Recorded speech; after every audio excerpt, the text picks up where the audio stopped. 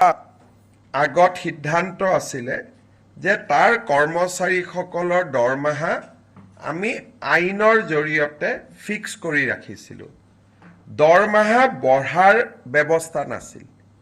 যি দৰমহা আছিল তাতে তেওঁলোক থাকি গৈছিল।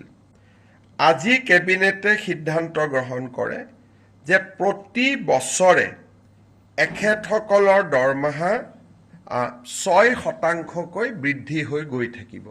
আগতে কেনেকৈ দৰমহা বাঢ়িব তাক আইনখনত লিখা নাছিল।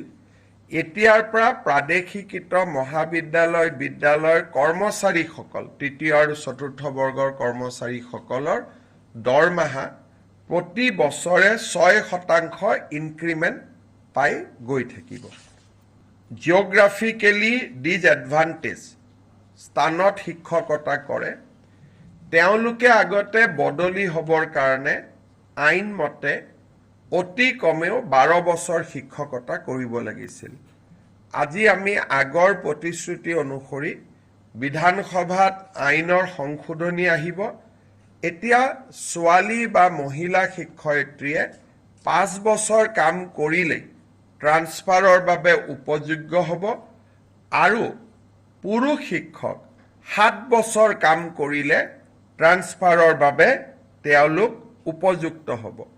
এই আইনখন সংশোধনীৰ বাবে আজি কেবিনেটে অনুমোদন জনায়।